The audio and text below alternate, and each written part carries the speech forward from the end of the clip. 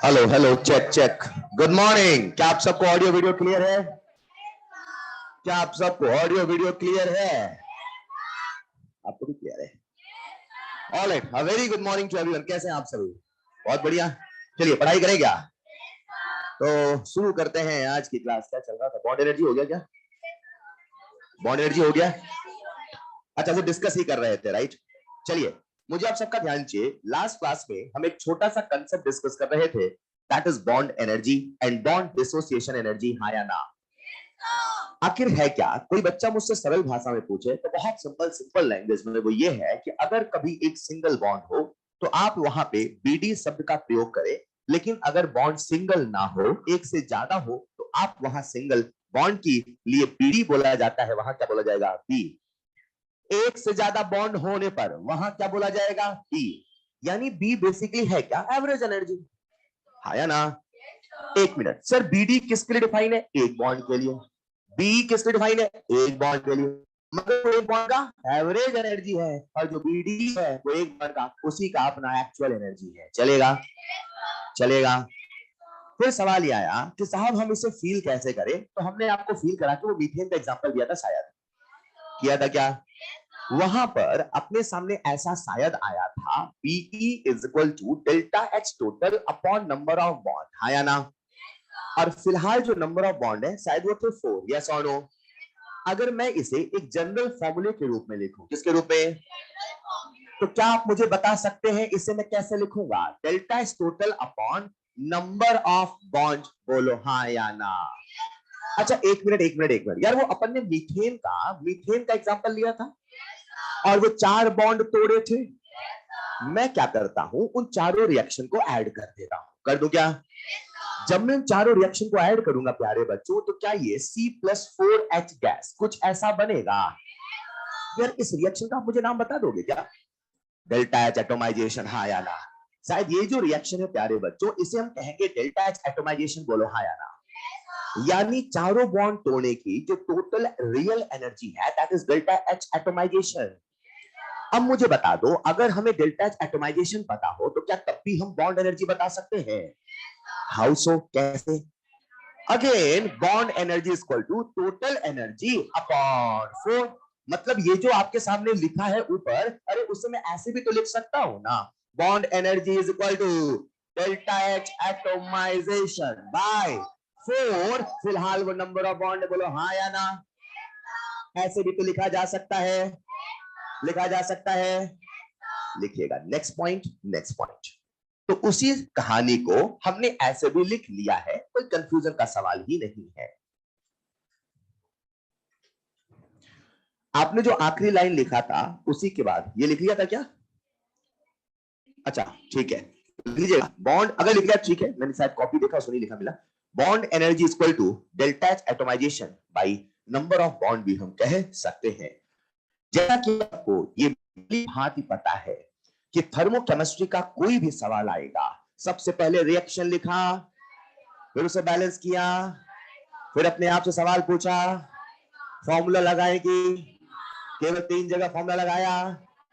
अगर डाटा दिया हो फॉर्मेशन का, अगर डाटा दिया हो, अगर डाटा दिया हो, एक मिनट, क्या आप सबको फॉर्मेशन का फॉर्मूला याद है? Enthalpy of formation of product minus summation enthalpy of formation of. अच्छा नंबर चल जाता। तो बॉन्ड एनर्जी का क्या होना चाहिए? मैं ऐसा कह दूं क्या? डेल्टा एच बराबर, क्या बोल दूं मैं? डेल्टा एच बराबर समेशन बॉन्ड एनर्जी ऑफ, बोलो बोलो बोलो, bond perfect minus summation bond energy of product. अरे हाँ या ना? ये फॉर्मूला हमने बना लिया क्या? हमें पहले से याद था क्या? टोटल 3 फॉर्मूले आने वाले हैं, उनमें मात्र एक में P माइनस R है और बाकी सब में R माइनस P। यस और no? Next point for numerical problem. तो जब भी बॉन्ड एनर्जी का डाटा दिया होगा बच्चों, आप सबसे पहले इस फॉर्मूला के बारे में सोचेंगे। लिखिएगा नेक्स्ट पॉइंट, सारी बातें स्टार बना के।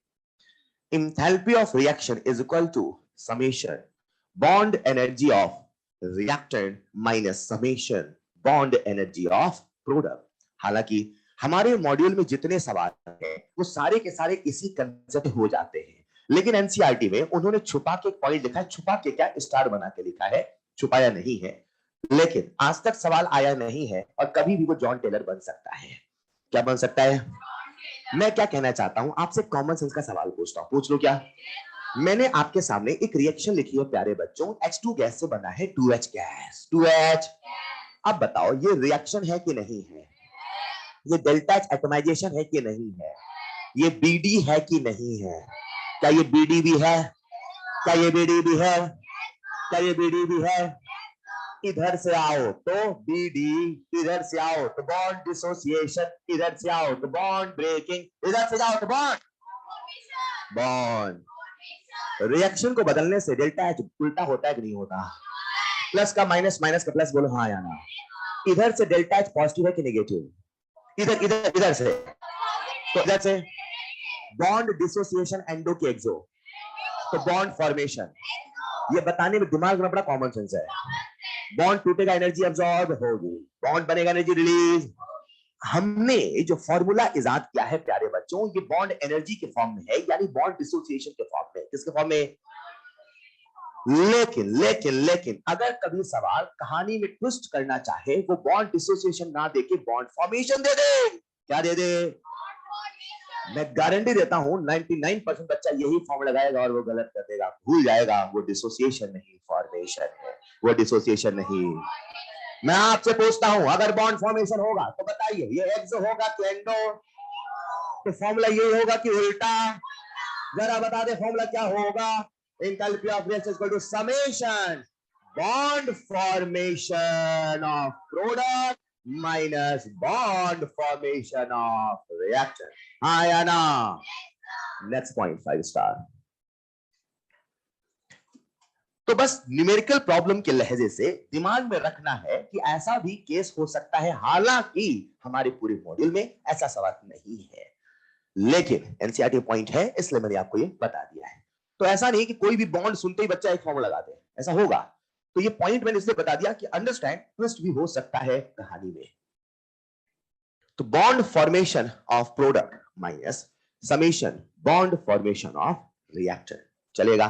तो आप इसे एज एक्स्ट्रा पॉइंट लिख लें, एक्स्ट्रा नहीं बोलोगे, एनसीईआरटी में साफ साफ लिखा है और स्टार बना के लिखा है, यानी कि आप इसे याद रखेंगे। रखेंगे क्या? हमने अभी तक प्यारे बच्चों क्या पढ़ा? हमने अभी तक कितनी एंथैल्पी पढ़ी? हम सब ने क्या फॉर्मेशन को पढ़ा? क्या कंबशन को पढ़ा? न्यूट्रलाइजेशन पढ़ा? आयनाइजेशन पढ़ा? ट्रांजिशन पढ़ा? फेज ट्रांजिशन पढ़ा? हाइड्रोजनेशन पढ़ा? हाइड्रोजनेशन पढ़ा? हाइड्रेशन पढ़ा? सॉल्यूशन पढ़ा? बीडीबी पढ़ा? बीडीबी में अंतर है कि सेम है? बोलचाल की भाषा में सवालों में कोई अंतर नहीं है, मगर दोनों में थोड़ा सा अंतर है। बी भी एक बॉन्ड तोड़ने की एनर्जी है, बीडी भी एक बॉन्ड तोड़ने की एनर्जी है, मगर बी एवरेज है और वो एब्सोल्यूट यूनिक एक बॉन्ड लाया आया ना। चलेगा? एक कॉमन सेंस का मैं आपसे सवाल पूछना चाहता हूं, पूछ लो क्या? क्या आप सबको एंथैल्पी ऑफ सॉल्यूशन याद है? कितना पानी मिलाया जाएगा कि जब और पानी मिलाया जाएगा तो एंथैल्पी में चेंज नहीं? सवाल में एक थोड़ा सा ऐसा फ्रेम किया उन्होंने, कुछ ऐसा किया, इमेजिन करते हैं हमारे पास एक सॉल्ट है, उसका एंथैल्पी ऑफ सॉल्यूशन है 50। लेट्स से बात कितना है? क्या है? एक मिनट, ये 50 डेल्टा H हाइड्रेशन है, डेल्टा H सॉल्यूशन है। तो आपने तुरंत क्या सोचा? तो डेल्टा H सॉल्यूशन है मतलब भर भर के पानी मिला ऑलरेडी दिया है। तो सवाल बोला if further solvent is added, what do you think enthalpy will change or not? Why so? अरे वो एंथैल्पी ऑफ सॉल्यूशन डिफाइन ही तब होता है जब इतना पानी मिला दिया है, तो और एंथैल्पी में चेंज नहीं।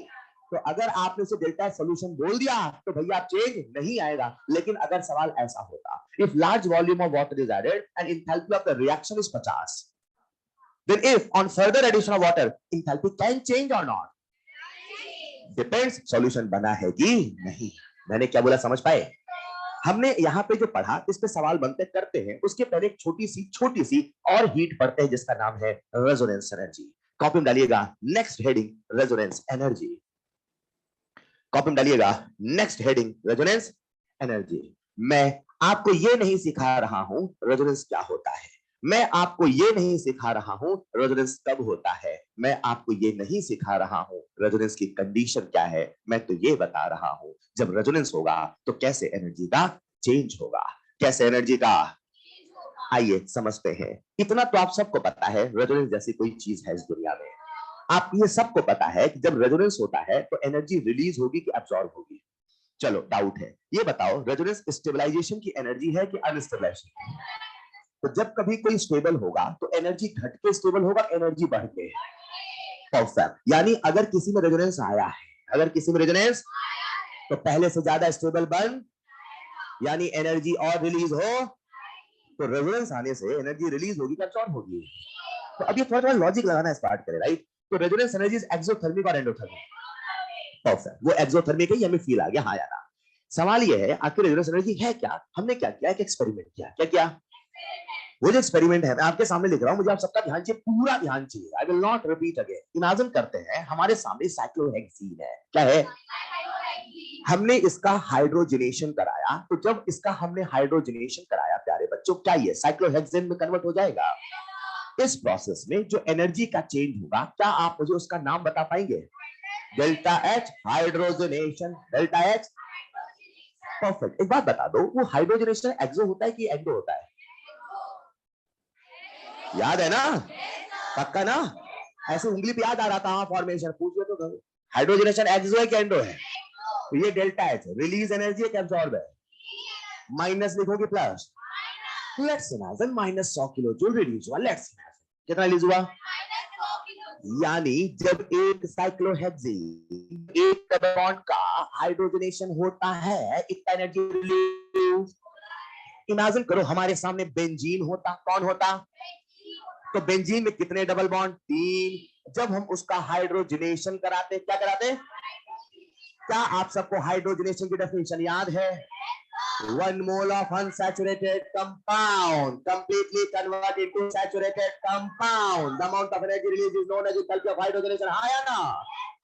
एक नॉर्मल बच्चा, एक कॉमन सेंस वाला दिमाग वाला बच्चा क्या बोलेगा? साहब इसमें इतना होता तो यहाँ कितना होगा? बोल दो। ये मैंने आपको एक फैक्ट बताया। क्या बताया? फैक्ट। लेट्स इमेजिन मैंने कहा भाई साहब ये फैक्ट है, ये होता है, तो मैंने कहा आप बताओ इसका कितना होगा? क्या बोलोगे आप? -300। यही तो बोलोगे ना? आपको अपनी कैलकुलेशन पे यकीन नहीं था, आप गए लेबोरेटरी। कहां गए? बोले सर ये हमारी कैलकुलेशन आप यकीन कैसे कर सकते हैं? तो हम गए लेबोरेटरी। कहां गए? अब जब हम लेबोरेटरी गए तो हमने वहां पे बेंजीन का किया हाइड्रोजनेशन। क्या किया? हमने किया हाइड्रोजनेशन एक इंस्ट्रूमेंट में जिसका नाम था बॉम्ब कैलोरीमीटर। क्या नाम था? तो उसमें जो heat at constant pressure I थी, एट कांस्टेंट प्रेशर, हालांकि जब भी बॉम्ब कैलोरीमीटर बोले वो कांस्टेंट वॉल्यूम है, पर मैं कांस्टेंट प्रेशर बोल रहा हूं, राइट? तो उसमें जो हीट एट कांस्टेंट प्रेशर आया, उसे हमने कहा भाई साहब वही तो डेल्टा एच है, वही तो डेल्टा। तो वो जो हीट आया हमने उसे मेजर किया, हम चौंके, वो आ रहा था -200। कितना आया? कितना आया? आज हमें पूरा भरोसा हो गया अपनी कैलकुलेशन पे। कितना आपने कैलकुलेट किया था, लेकिन कितना पाया? हमने कितना सोचा? हमारा जो कैलकुलेशन था वो -300 था। हमारा जो ऑब्जर्वेशन है वो हमारी कैलकुलेशन से डिफरेंट है। बोले हाँ या ना?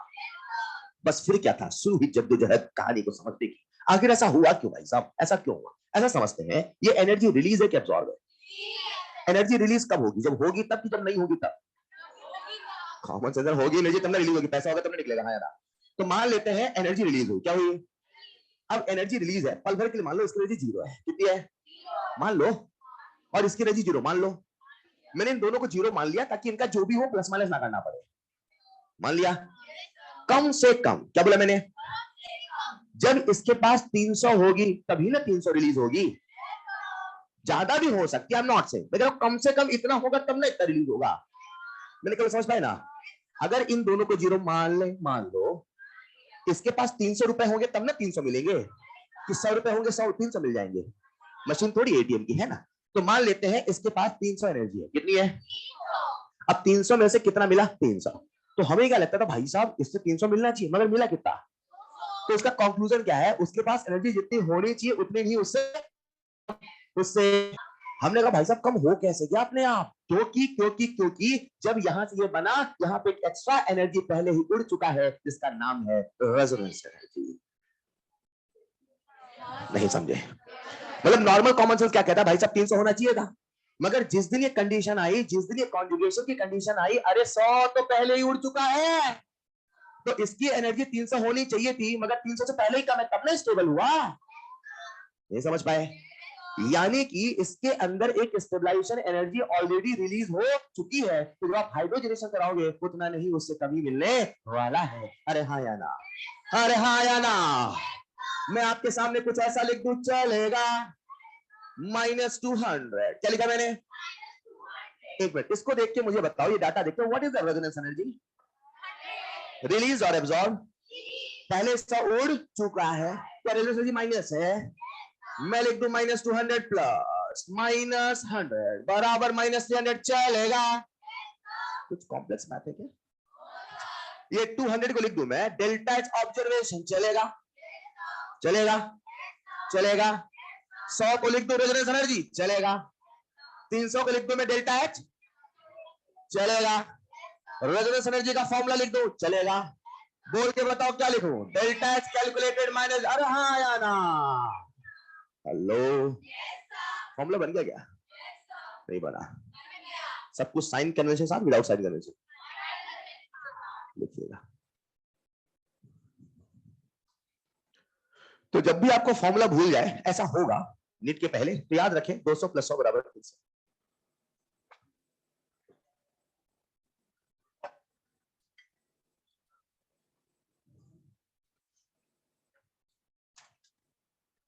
तो अगर एनर्जी पे सवाल आता है, कुछ इस प्रकार से रेजोनेंस एनर्जी से कैलकुलेटेड माइनस ऑब्जर्व रिलेट कर दे। अब देखो सवाल क्या क्या बनेगा, ये दोनों देख के ये पूछे, ये देख के ये देख के ये पूछे, ये देख के ये देख के ये पूछे, और क्या पीएनसी कर सकता है? Competition combination.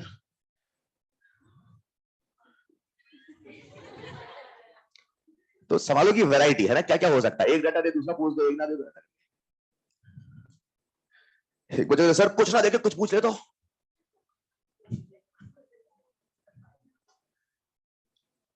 वो बेगाना सा सवाल होगा, बेगाना सा। लिख लिया होगा आपने?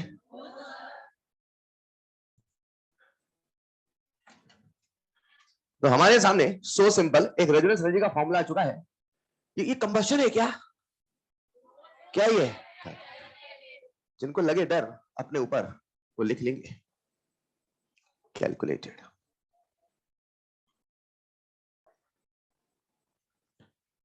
ऑलराइट, तो हमने जो सीखा, आइए इन्हें कुछ छोटे छोटे सवालों के माध्यम से और पक्का करते हैं। कुछ सवाल करने चाहेंगे? ऑफ कोर्स, ऑप्शन ही नहीं है।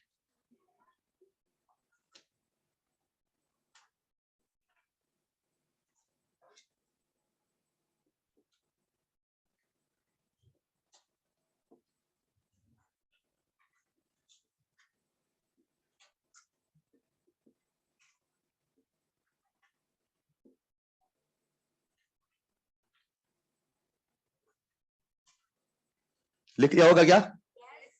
एक सवाल बोर्ड पर आपका वेट कर रहा है। If bond energy of if bond energy of CH bond, if bond energy of CH bond is 50 kilojoule per mole, सारा डाटा किलोजूल पर मोल में है, right? is 50 kilojoule per mole, and bond energy of C single bond C is 100 kilojoule per mole.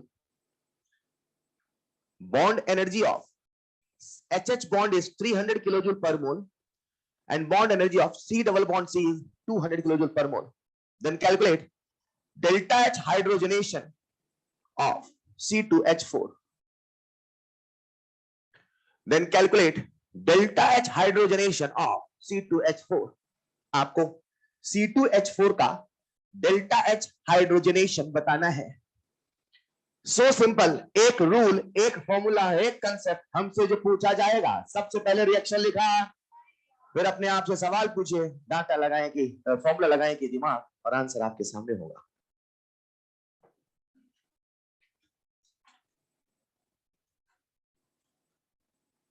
अगर आप गौर करें तो जब भी सवाल में डाटा दिया जाता है हमेशा बॉन्ड एनर्जी लिख देते हैं, क्योंकि हम बीडी और बीई के कॉम्प्लिकेशन से बचना चाहते हैं, तो ऑन एन एवरेज बी बोल दिया जाता है। तो न्यूमेरिकल प्रॉब्लम में बच्चा बी और बीडी सब सिंपल ट्रीट करे, बस हाँ कंसेप्ट याद रखे कि दोनों में थोड़ा सा अंतर होता है।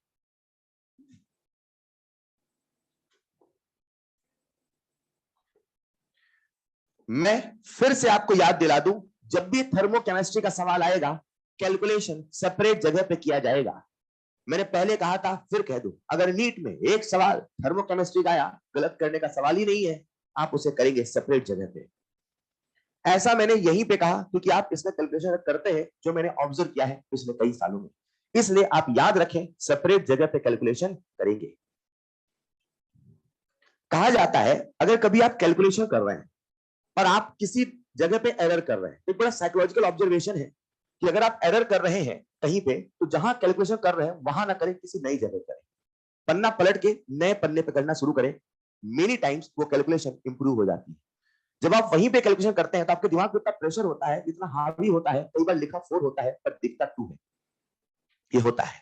तो ये जस्ट बिकॉज ऑफ प्रेशर। तो आप ऐसा समझे कि जब भी कैलकुलेशन आपको एरर लगे या पहली बार में आंसर नहीं आए, never do on the same page, do it on different day, you will see कई दफा वो सही हो जाएगा। चलिए, वेरी वेरी सिंपल, पूरी क्लास का एक ही आंसर आएगा, अलग अलग आएगा। आज आपके सामने जो नंबर है बड़ा सिंपल सा, 50, 100, 300, 200, जब ये एक्चुअल नंबर होगा कुछ ऐसा होगा, 353, 453, 987, और फिर मल्टीप्लाई भी करना होगा और ऐड भी करना होगा। समझ पाए क्या? इसीलिए मैंने कहा आप यहाँ एरर करते हैं। फिलहाल आइए देखते हैं सवाल कैसे करें। हमसे जो पूछा है, क्या सबसे पहले इसे हम रिएक्शन लिख लें? हमेशा की तरह हमसे जो, वही रिएक्शन तो लिखना पड़ेगा, किसी एक का तो लिखना पड़ेगा, बिना रिएक्शन लिखे आप सोच नहीं सकते हैं सवाल को चलेगा। हाँ, प्रैक्टिस करते करते सवाल करते तो रिएक्शन मन में आ जाता है, बट एक दफा आपको लिखना तो पड़ेगा। आइए हम रिएक्शन लिखते हैं हाइड्रोजनेशन। अच्छा, हाइड्रोजनेशन रिएक्शन अपने मन से लिखते हैं डेफिनेशन से? Of course. तो मैंने जो आपके सामने रिएक्शन लिखी है, क्या यही है? अब क्या है, हमने कहा रिएक्शन लिखना होगा, लिख लिया, बैलेंस करना होगा, कर लिया, खुद से सवाल पूछे, फॉर्मूला लगाएगी दिमाग। तो हमने डाटा देखा, क्या डाटा हमें सभी बॉन्ड एनर्जी का दिया है? तो अब बताओ, फॉर्मूला लगाए दिमाग, फॉर्मूला। अब हमें फॉर्मूला लगाना है, तो हमें सारे बॉन्ड गिनने होंगे। क्या गिनने होंगे? तो आप क्या करो, ये जो बनाया है इसका स्ट्रक्चरल फॉर्मूला लिख लो। क्या लिख लो? फाइन। तो मैं इसका स्ट्रक्चर फॉर्म लिखूंगा, शायद कुछ ऐसे ही तो लिखूंगा, बोलो हाँ या ना, बोलो हाँ या ना। ऑलराइट, जरा C2H6 का बता दे कैसे लिखेंगे, कितने हाइड्रोजन आएंगे? 6। तो 3 उधर 3 इधर, चलेगा। आओ अब लगाते हैं फॉर्मूला, लगाए क्या? तो हमने कहा इंथैल्पी ऑफ रिएक्शन बराबर summation enthalpy of bond energy of reactant minus product की प्रोडक्ट माइनस रिएक्टेंट। इसमें कंफ्यूजन तो नहीं है ना? केवल एक जगह P माइनस R, बाकी दोनों जगह R माइनस। पक्की बात? आओ मिलके करते हैं, चलो चलो मिलके करते हैं, देखना कैसे करते हैं। इधर देखते हैं कितने C डबल बॉन्ड सी है, 1, पकड़ लो, कहां लिखा है 200, कितने CH है? तो 4 इंटू 100 कितना हो गया? 400, 400 प्लस 200 कितना? CH bond 50, right? तो कितना हो गया? 200, 200 प्लस 200 कितना हो गया? 400। यहां लिख दूं मैं 400, चलेगा? HH कितना दिया? 300। तो 400 प्लस 300 कितना हो गया? 700। आसान है ना? माइनस प्रोडक्ट में आ जाओ, कितने C सिंगल बॉन्ड सी है? 1, कितना दे रखा है? 100, 100 प्लस कितने CH है? 6, तो 50 इंटू 6 कितना? 300 प्लस 100, 400, चलेगा? What is the enthalpy of hydrogenation? चलेगा? चलेगा। ऑफ कोर्स सवाल हाइपोथेटिकल डाटा पे बेस्ड है, इसलिए आंसर भी हाइपोथेटिकल है। You know it very well, hydrogenation must be exothermic, बोलो हाँ या ना। तो मैंने डाटा हाइपोथेटिकल दिया है ताकि आप कैलकुलेशन के कॉम्प्लिकेशन में ना फंसे। चलेगा? कैलकुलेशन के कॉम्प्लिकेशन में ना फंसे। लिखिएगा अगला सवाल।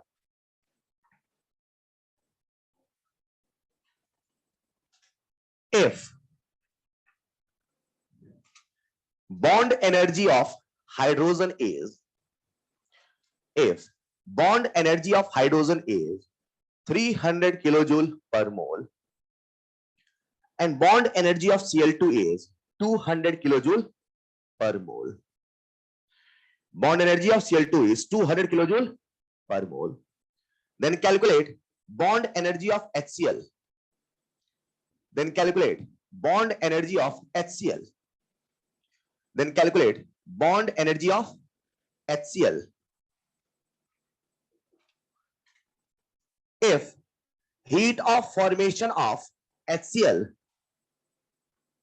at constant pressure is, if heat of formation of HCl at constant pressure is minus 40 kilojoule per mole, is minus 40 kilojoule पर मोल।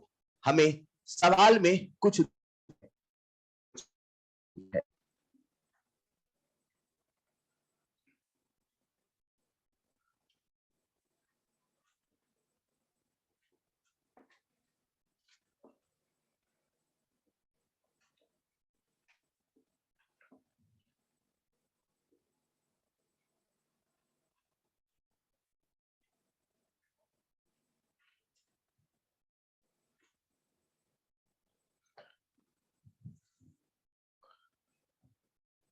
लिख लिया होगा।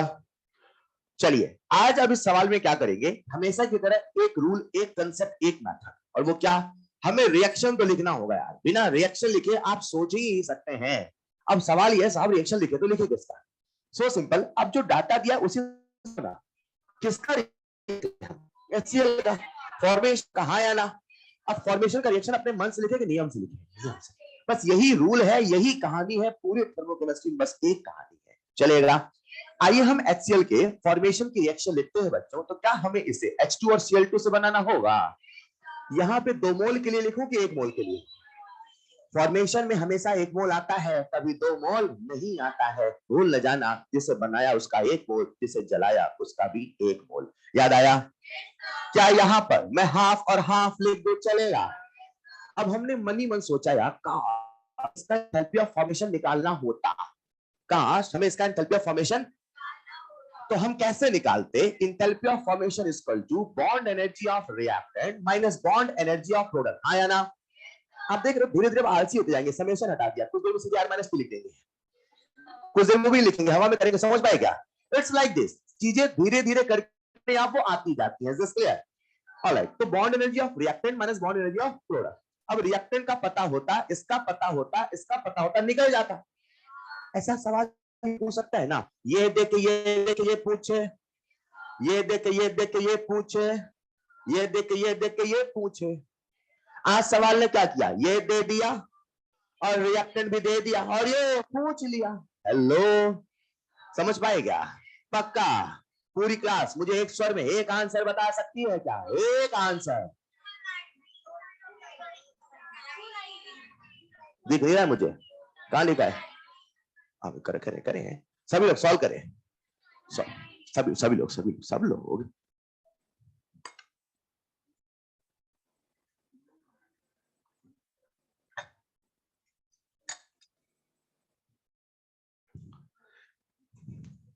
अगर आपने कैलकुलेशन एरर नहीं किया तो आंसर दौड़ के आएगा, बोलो हाँ या ना।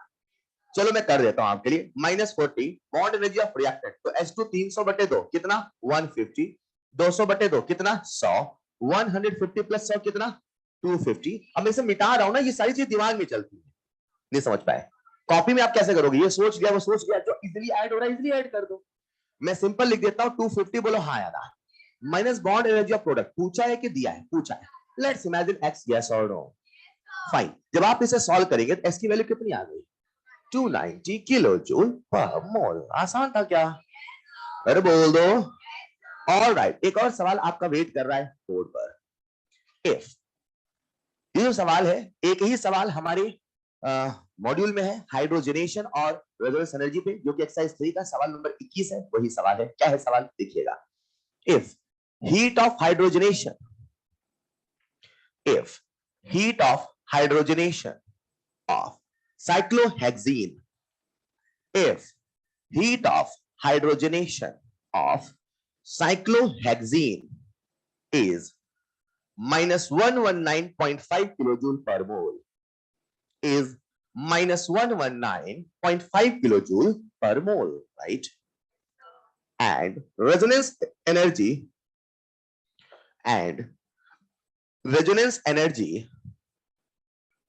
for the benzene is minus 150 kilojoule per mole. Minus 150 kilojoule per mole. Then calculate heat of hydrogenation. Then calculate heat of hydrogenation of benzene. Then calculate heat of hydrogenation of benzene. Then calculate heat of hydrogenation of benzene.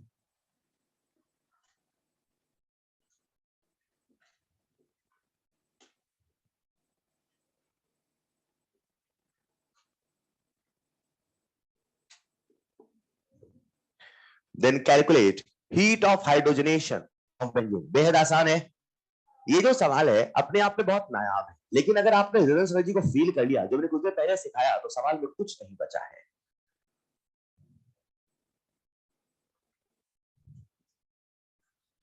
Of course हमेशा की तरह हमसे जो पूछा है reaction तो लिखना पड़ेगा, बिना रिएक्शन लिखे आप सवाल करने की ना करें। रिएक्शन लिखना तो पड़ेगा, रिएक्शन लिखना तो पड़ेगा। आंसर आ गया होगा।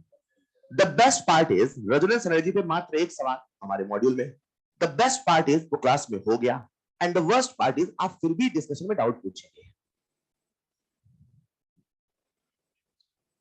देखते हैं। फिलहाल चलिए, सबसे बन गया क्या? बन गया होगा। आइए हम सीधे लिखते, सीधे फॉर्म में लिख दूं मैं, चलेगा? अब ऐसे कुछ बच्चे होंगे जिनको भूल गया या अभी नहीं भूला तो नीट के पहले भूल गया, तो आप ये याद रखो ना यार वो चीजें आई कहां से थी। कई बार उनका उद्गम याद रखे तो चीजें आसान रहती है, हाँ या ना। हमने कुछ ऐसे तो फॉर्मूला बनाया था, अब ये याद कर लो, ये ऑब्जर्व था कैलकुलेटर था, कैलकुलेट ऑब्जर्व था कैलकुलेटर था ऑब्जर्व, और ये क्या था? रेजोनेंस, और ये क्या था? कैलकुलेटर।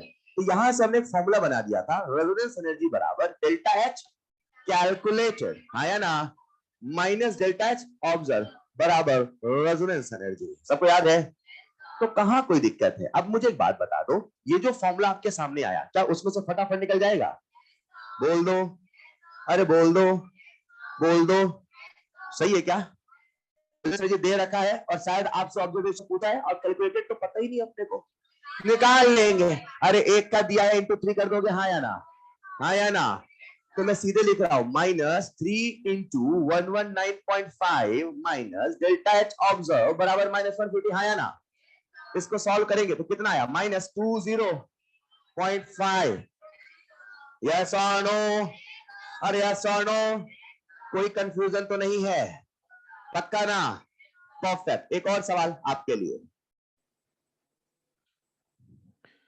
एक और सवाल आपके लिए। कैसे आया बताऊं?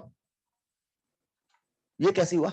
ऑलराइट, चलिए जिन बच्चों का डाउट है जरा सुनिएगा, मैंने जल्दी लिख दिया। अभी कुछ देर पहले हम वो साइक्लोहेक्सिन वाला केस कर रहे थे यार। साइक्लोहेक्सिन से हमने साइक्लोहेक्सिन बनाया था तो मैंने 100 बोला था, वहां 100 इंटू 3 को हमने 300 बोला था। आज 119 इंटू 3 नहीं समझ पाए। जब आपसे ये बताओ ये रेजोनेंस एनर्जी किसका है? बेंजीन का, साइक्लोहेक्सिन का? बेंजीन का। तो ऑब्जर्वेशन में किसका लिखोगे? बेंजीन का। कैलकुलेटर किसका लिखोगे? बेंजीन का। लेकिन डाटा किसका दिया है? साइक्लोहेक्सिन का। तो इंटू 3 करोगे तब ना आएगा कैलकुलेटेड। ये समझ पाए? पूरी रिएक्शन में क्या सारा का सारा डाटा बेंजीन का है, तो रेजोनेंस एनर्जी किसका? बेंजीन का। अच्छा ये बताओ, आपसे आपसे जो पूछा है डेल्टा हाइड्रोजनेशन किसका पूछा है? कैलकुलेटेड पूछा, ऑब्जर्व पूछा है, इतना तो कॉमन सेंस है ना। तो अब ये बेंजीन का, तो ये किसका लिखे? बेंजीन का लिखे, किसी का लिख दो? तो बेंजीन का दिया नहीं डाटा, क्या करें? अरे तो एक डबल बॉन्ड का दिया 119, तो 3 का कितना होगा? 3 इंटू 119। नहीं समझ पाए? तो उस प्रकार से हमने सारा सॉल्व किया और यहाँ पे जो आंसर आता है प्यारे बच्चों वो कितना आया? Resonance energy sorry delta H observation बराबर -208। सॉल्व करूं पूरा क्या? पक्का ना? पक्का ना? पक्का ना? And the answer is -208.5 kilojoule, हाँ या ना? एक और सवाल बोलो। if ratio of if ratio of bond energy if ratio of bond energy of A2 AB and B2 of A2 AB and B2R 1:1:0.5 R 1:1:0.5 चलेगा। If enthalpy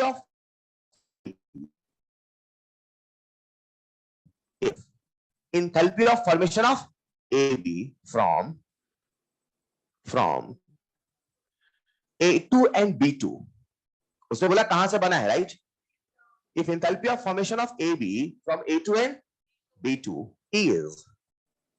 is minus 40 kilojoule per mole, is minus 40 kilojoule per mole, is minus 40 kilojoule per mole, then calculate bond energy of A2 and B2. Then calculate bond energy of A2 and B2. ऐसा ही डिप्टो सवाल last year हमारे exam में आया था। वो जो सवाल है मैं वो भी करा सकता था, लेकिन ये सवाल हम कई सालों से करा रहे हैं और आज भी आपको वही कराया जो लास्ट ईयर आया। समझ पाया मैंने क्या बोला? ये सवाल डिप्टो मिलता जुलता, नॉट डिप्टो, आया लास्ट ईयर के एग्जाम में, सेम कंसेप्ट, सेम लॉजिक और कुछ ऐसा ही सवाल था। आखिर हम करें तो करें क्या? अगेन, अगर थर्मोकेमिस्ट्री का कोई भी सवाल करना है तो क्या हमें रिएक्शन को लिखना होगा? रिएक्शन लिख लिया तो सवाल खत्म हो जाता है, और बिना रिएक्शन लिखे आप सवाल करने की जरूरत ना करें। अब सोचो किसका रिएक्शन लिखे, कुछ दिया है? सोचो, hint number 1 reaction, hint number 2 कुछ एक्स मान लो, क्या सोचो क्या? आपको दिए पूरे 15 सेकेंड।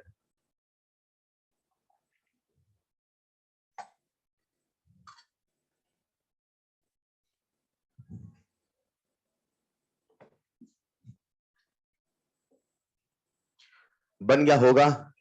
Alright, times up. कितने बच्चों ने कर लिया या करने वाले हैं, बताने वाला, आंसर आने वाला है? चलिए, रिएक्शन तो लिख लिया होगा ना। आओ लिखते हैं फॉर्मेशन का रिएक्शन। लिखे क्या? तो हमें जब AB बनाना है, वो AB में कहां से बनाओ? A2 प्लस B2 से। ऐसा सवाल ने बोल दिया यस और नो, तो मैं यहां लिख देता हूं हाफ E2, मैं यहां लिख दूं हाफ B2। चलेगा? चलेगा। अब बताओ हमें इंथैल्पी ऑफ फॉर्मेशन का डाटा दिया है कि नहीं दिया है? और हमसे शायद कुछ बॉन्ड एनर्जी की बातें कर रहा है। हमने ऐसा सोचा, अगर हमसे इंथैल्पी ऑफ फॉर्मेशन पूछा होता और बॉन्ड एनर्जी का डाटा दिया होता, तो क्या हमने bond energy of reactant minus product यही लगाया होता? अरे बोल दो, यही लगाया होता, बोल दो। लेकिन समस्या ये है कि उसने हमें रेशियो दिया है। क्या दिया है? ठीक है ना, तो मान लो x मान लो। ओ भैया ये x है तो ये x है तो x/2 है। हेलो, आसान है क्या? आओ मिलके करते, करे क्या? अब बताओ हमें फॉर्मेशन दे रखा है कि पूछा है? दे रखा है। अरे हाँ या ना? परफेक्ट। रिएक्टेंट में पकड़ते A2 को, पकड़ो A2 को। A2 हाफ है क्या? अब यहां हमने लिखा x/2, चलेगा? और यहां लिख दूं मैं कितना? x/4। आधी पब्लिक x/2 लिखेगी, मैं पक्का कह रहा हूं। चलेगा? अच्छा, फिर आते हैं माइनस प्रोडक्ट में। आ जाओ, कौन है? AB। क्या लिखूं मैं? पक्का? पक्का? बस फिर क्या था, सवाल खत्म सा हो गया। Hello, what should be the value x? पूरी कार बताइए, what should be the value of x? कितने बच्चों का आंसर आ गया? Raise your hand. पूरी क्लास? अरे नहीं यार, बाकी सॉल्व कर रहे हैं क्या? अच्छा सॉल्व कर लो, पहले एलसीएम लो एक बार, फिर मल्टीप्लाई करना, फिर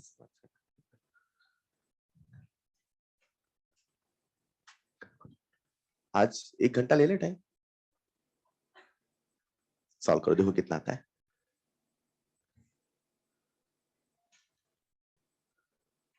लिख दो answer, and x is equal to 160 क्या किलो कैलोरी। चलेगा क्या? एक मिनट, सवाल हमसे x पूछा था, कुछ और पूछा था हमसे? एनर्जी A2 के पास, A2 कितना माना था? x, और AB कितना है? x, और B2 कितना है? x/2। समझ भाई क्या? सो सिंपल प्यारे बच्चों, तो मुझे बता दें what should be the bond energy of A2? 160, and what bond energy of B2? 80 kilojoule पर मोल। यस और नो? चलेगा? आइए देखते हैं हमने अभी तक क्या पढ़ा। नंबर 1 बोलेंगे एक बार फिर से, सब लोग बोल दो। Formation. Number 2, number 3, number 4, number 5, ionization के बाद ट्रांजिशन। याद आया? नेक्स्ट फेज ट्रांजिशन, हाँ या ना? Next hydrogenation, next hydration, next solution. सबको याद है? सॉल्यूशन डेफिनेशन याद है? इतना पानी मिला दो और मिलाने पे जल्दी चेंज ना है, बोलो हाँ या ना। सॉल्यूशन के बाद क्या आया, BDE and DE, delta atomization, बोल दो। और सबसे आखिर में कौन आया, रेजोनेंस एनर्जी। चलेगा, आप पढ़ रहे थे थर्मो डायनेमिक्स, क्रॉस कर लिखिएगा द एंड, नीचे क्रॉस करिएगा, लिखिएगा द एंड। ये सफर जो कुछ कुछ क्या बहुत दिनों पहले शुरू हुआ था, आज खत्म हुआ। चलेगा, और यहीं पे लिखिएगा, जैसे आपका द एंड हुआ तो नीचे होमवर्क लिखेंगे ना, हाँ तो लिखिएगा होमवर्क। अब नेक्स्ट क्लास का होमवर्क सबसे पहले लिखें, लिखिएगा नेक्स्ट क्लास का होमवर्क, नेक्स्ट क्लास का होमवर्क। सीक्वेंस तोड़ना नहीं है, मैं जो आपको होमवर्क दे रहा हूं, ऑफ कोर्स संडे, अब हमारी मुलाकात होगी ट्यूसडे को, है ना। आपको जो मैं होमवर्क दे रहा हूं वो वेडनेसडे को ध्यान में रखते हुए दे रहा हूं, मतलब अपना जो डिस्कशन होगा वो वेडनेसडे तक होगा, राइट। होमवर्क क्या लिखेगा, number 1 revise today's lecture, revise today's lecture. Number 2 beginner box all, beginner box all, illustration all, लिख ले illustration all, exercise 1 all, exercise 3। जब ये सारा कुछ कर लेंगे, जो कि ऑफ कोर्स आज हो जाएगा, बोलने के लिए ऑल ऑल है, आधा आपने कर रखा है कि पहले दिन से होमवर्क छोड़ के सर एक दिन हम जब आप ऑल बोलेंगे तब करेंगे सारा, है ट्रेनिंग छोड़ चल रहे थे, बोलने के लिए है, वो सारा हो जाएगा। जब आप ये सारा कर लेंगे फिर आपको बनाना है prepare short notes of thermo again, prepare short notes of thermo again from lecture 1 to today's lecture.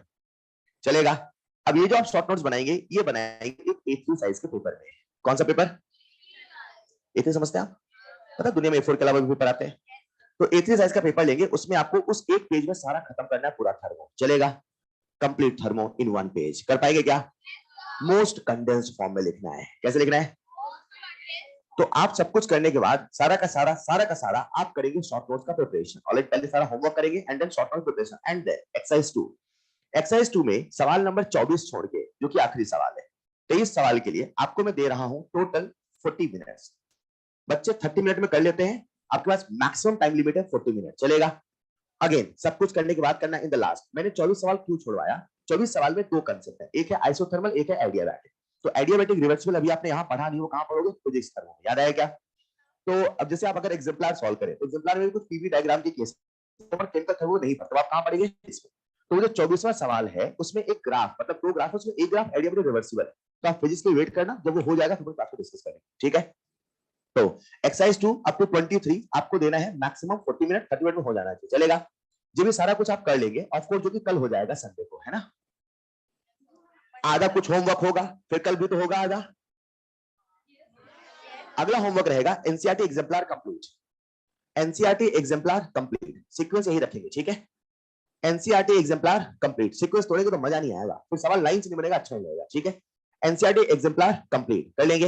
ये सब करने के बाद अगर बच्चे के पास टाइम बचता है और बाकी सब्जेक्ट करने के बाद, then NCERT complete, read NCERT complete. चलेगा, ये सब कुछ करते करते मंडे आ जाएगा, है ना, समय नहीं मिलेगा, पढ़ते रहेंगे, क्योंकि अगले 4-5 महीने आपको ऐसे पढ़ना है खुद पे नाज हो। तो आप इतनी मेहनत से पढ़ रहे हैं कि सब आपका हो जाएगा मंडे तक, राइट।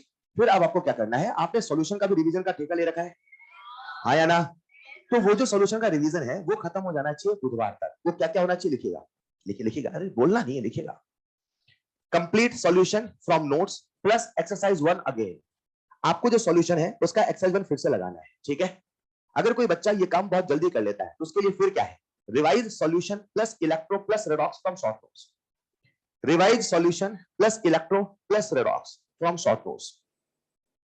क्या हो गया, कैसे कर रहे हैं आज ये, revise solution plus electro plus redox from short notes, ठीक है। चलेगा, जब ये सारा कुछ आप कर लेंगे तो अपन मिलेंगे बुधवार को। कब मिलेंगे, बीच में मिलेंगे डिस्कशन के लिए। एक बच्चे ने कहा सर रेस भी तो बचा हुआ है, जब आप बुधवार को मिलेंगे तो फिर वो बचा हुआ रेस खत्म कर लेंगे, ठीक है। नेक्स्ट होमवर्क रहेगा इन द लास्ट पायदान पे कंप्लीट रेस। चलेगा, हेलो, ये सारा होमवर्क आप खत्म कर रहे हैं, ठीक है। अब ऑफ कोर्स इतना सारा होमवर्क मिला है तो उसे खत्म भी करना है, और हमें नया चैप्टर भी शुरू करना है। तो अगला जो नया चैप्टर है फिलर, द थिंग इज, मैं फिर बताऊं फिलर क्यों बोला, समझ पाए क्या।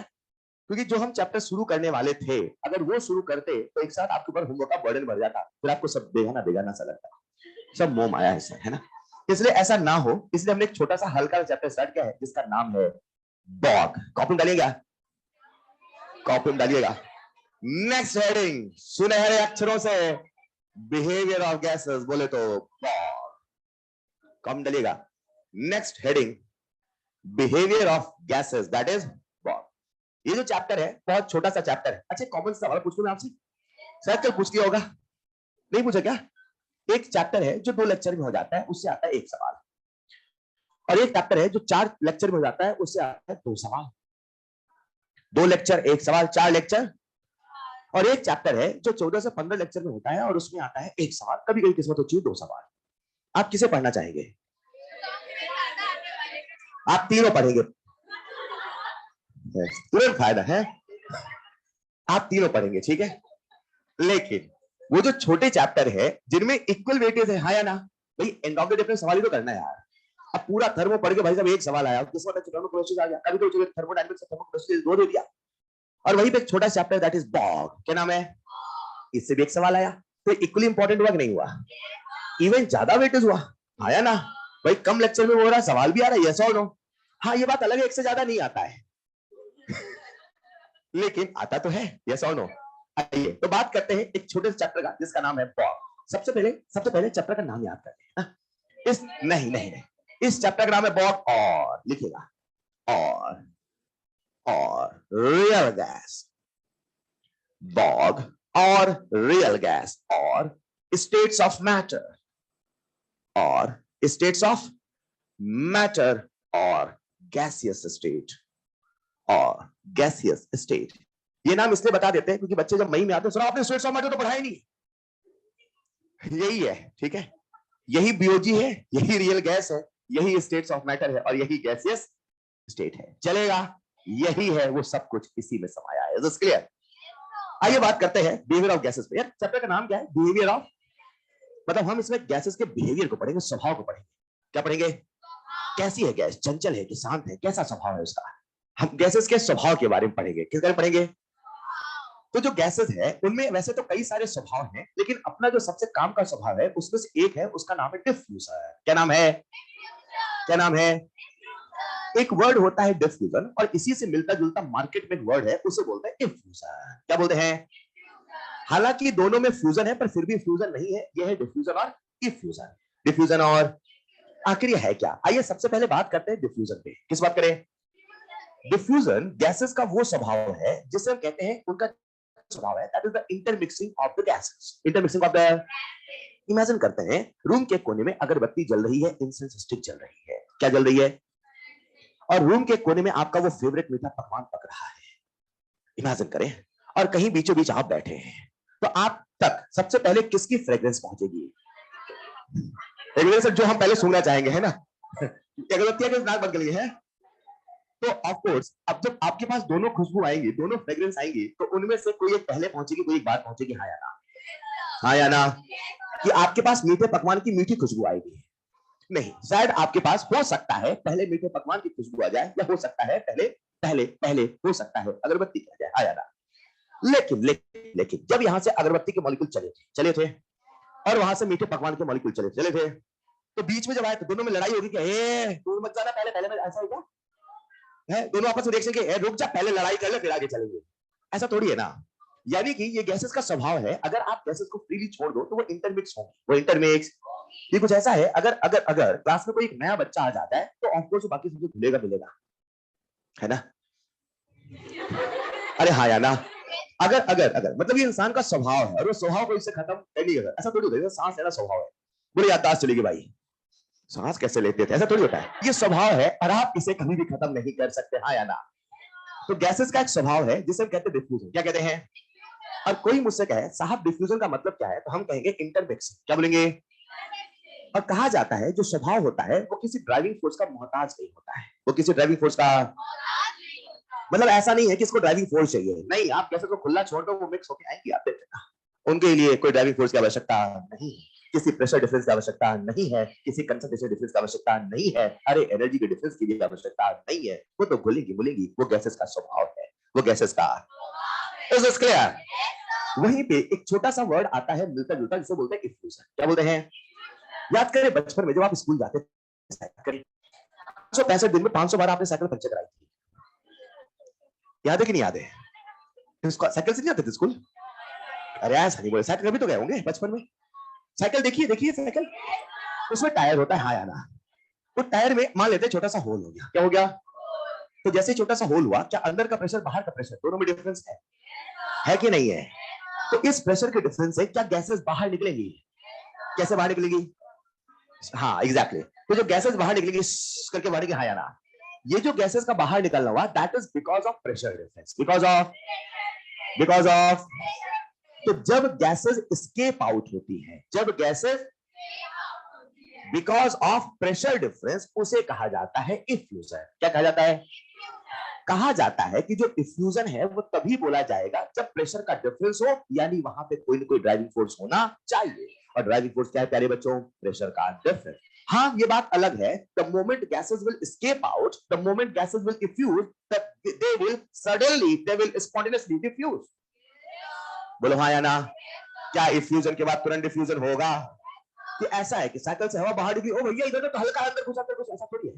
जैसी गैसेस बाहर निकलेंगी वो बाहर मौजूद गैसेस साथ मिक्स होना चाहेंगे, नहीं होना चाहेंगे। यानी जो इफ्यूजन है, क्या उसके बाद डिफ्यूजन होगा ही होगा?